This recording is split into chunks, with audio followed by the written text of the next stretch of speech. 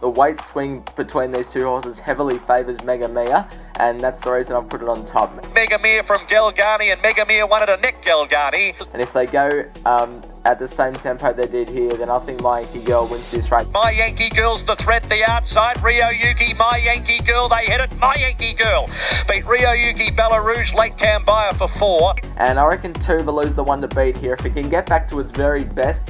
And TUVALU won the Winter Championship from Sir Davy Mystery Shot.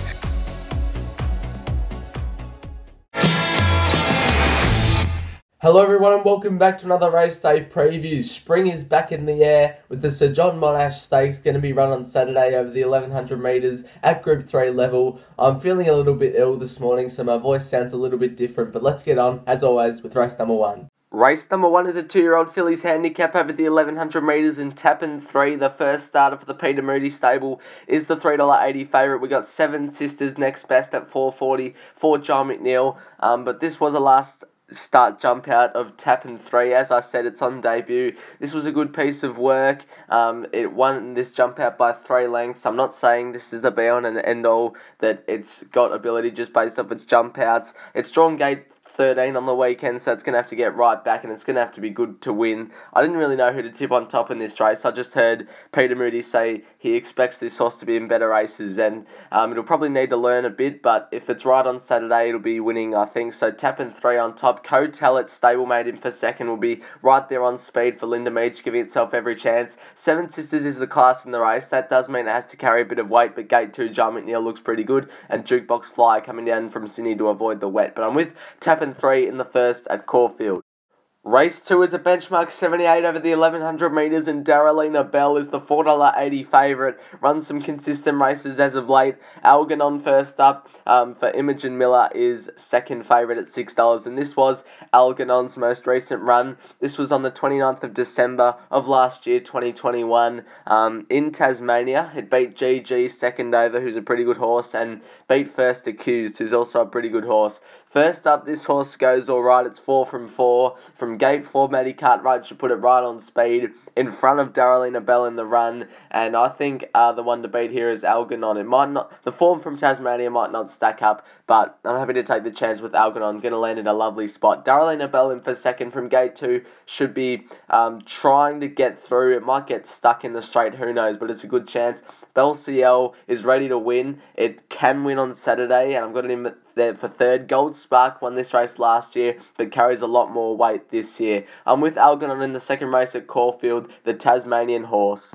Race 3 is the 3-year-old handicap over the 2,000 metres, and OCEANA Blue is the favourite for Peter Moody at $3.70, $8 for both Bishop and Jennifer Reddy. But this was a last start replay of OCEANA Blue at Flemington. Texas T and Rock Up were the first two home in this race, and OCEANA Blue was in restricted room for most of the straight and ran okay.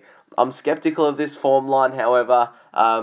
Rock Up's come out of this race and run poorly compared to market expectation last week on finals day at Flemington. OCEANA Blue comes back to arguably an easier grade of race, though. From gate 1, I'm hoping they use it up early and take up a prominent role. If they don't do that, it's going to be hard for it to win. And I think $3.70 is about its right price. I just think from gate 1, it needs to key up to have any chance. So I've got OCEANA Blue on top, not confident. I've got 5 each way on King HALSTON. Was a pretty good run last start at Geelong. Third up fitter, John McNeil on gate 5 on speed. Good chance, King HALSTON, 5 each way on it. The red kite for Brett Preble was a good last start, and ALVERDUN won at Flemington last start. But I'm with OCEANA Blue in the third.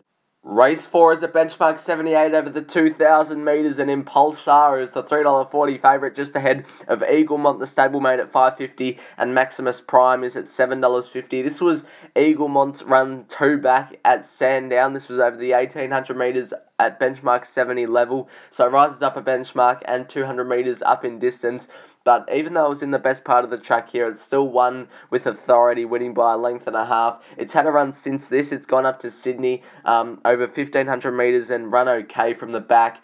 Up to 2,000 metres, gate 1, John McNeil can get into a more prominent position, and I think EAGLEMONT can win here. I think it should be shorter in the market compared to Impulsar, who only just won on its Oz debut.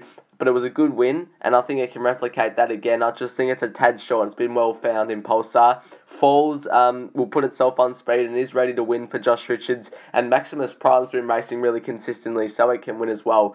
I'm with EAGLEMONT in the 4th race at Caulfield, the 2 Mara and Eustace runners to run 1-2.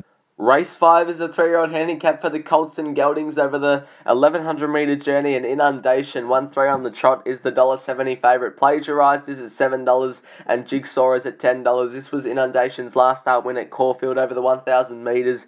Did this very well, won by 3 lengths. Squid Game was picking it back late, but I think Inundation had this race put to bed early, and it did just that at the end of the race as well. Now, the unbeatable on the weekend, I think, looks pretty beatable. I've put it on top, but I think it looks very beatable. I think $1.70 is way too short for Inundation. Up to 1100 metres, the only distance where it's been beaten at.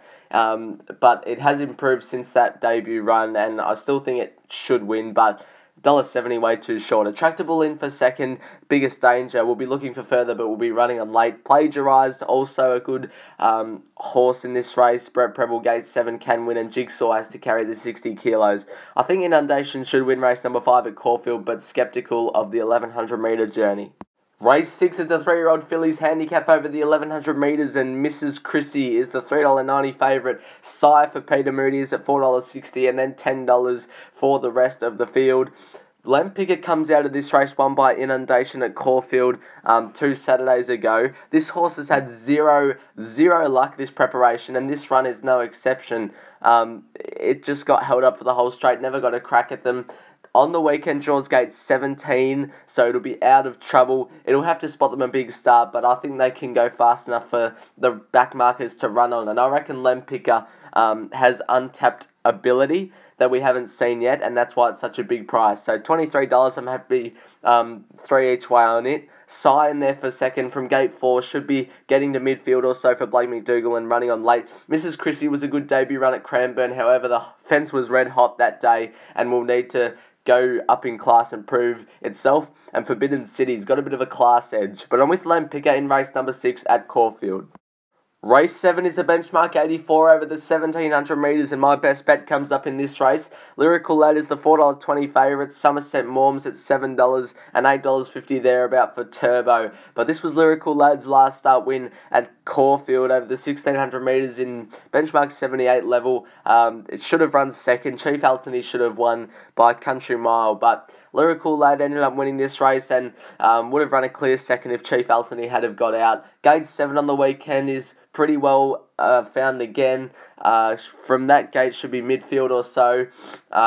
Only rises up 100 metres, so I don't think that'll be any concern either. And I think Lyrical Lad can make it back-to-back wins. I got 25 to win on Lyrical Lad, pretty confident. Good and proper from gate 14. We'll have to spot them a big start as well, but it can run on. Came through that same race as Lyrical Lad, I think. Adelaide Ace ran well in the Swan Hill Cup. Just draws gate 1, and that's not ideal. And Turbo has been racing really well and can definitely go on with the job up in distance. But I'm with Lyrical Lad in the 7th race, my best bet.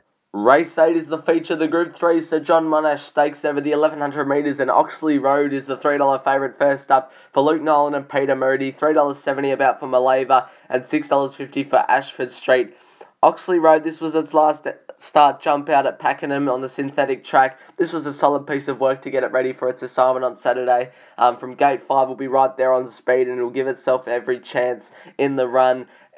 Is the best well-weighted horse in this race, has clearly the best rating in the race, and they're basically at set weights based on their gender. So I think Oxley Road is the winner of the Sir John Monash Stakes on Saturday. I've got 20 to win on Oxley Road. I reckon it's the one to beat. Maleva in there for second from gate 3 will also be right there on speed and is pretty good first up. Sartorial Splendour, bit of a query at the 1100 metres and also the fast speed, but it was a pretty good run last Saturday and it's on the back up. And Felicia might need the run off a long break, but John McNeil is a good sign. I'm with Oxley Road in the Sir John Monash Stakes.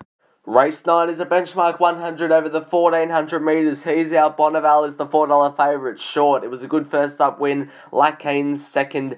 favourite at $7.50 for John McNeil. But he's out. Bonneval and Polanco come out of this race at Caulfield 2 Saturdays ago. He's out. Bonneval did pretty well winning here, but I'm with Polanco on the weekend. Watch it get held up here for the whole straight. A few of these horses got held up, but Polanco, once it got out with 10 metres to go, really attacked the line, and I think the market's missed it a tad considering this performance. It is the fourth emergency, and there hasn't been any scratchings yet, so probably won't get a run, but we'll wait and see. I've got 8 each way on Polanco, but if it doesn't get a run, he's out. Bonneval's my top selection. Was a good run for Craig Neal at 53 kilos on the weekend. Good chance. Lacane first up for John McNeil can run well. It's a good chance from gate 6, and Tabby Dance ran pretty well at Flemington last start. I'm with Polanco, or he's out. Bonneval in the last race at Caulfield. Good luck to you all on Saturday. I think I found a few winners. Hope you do too, and I'll see you next week.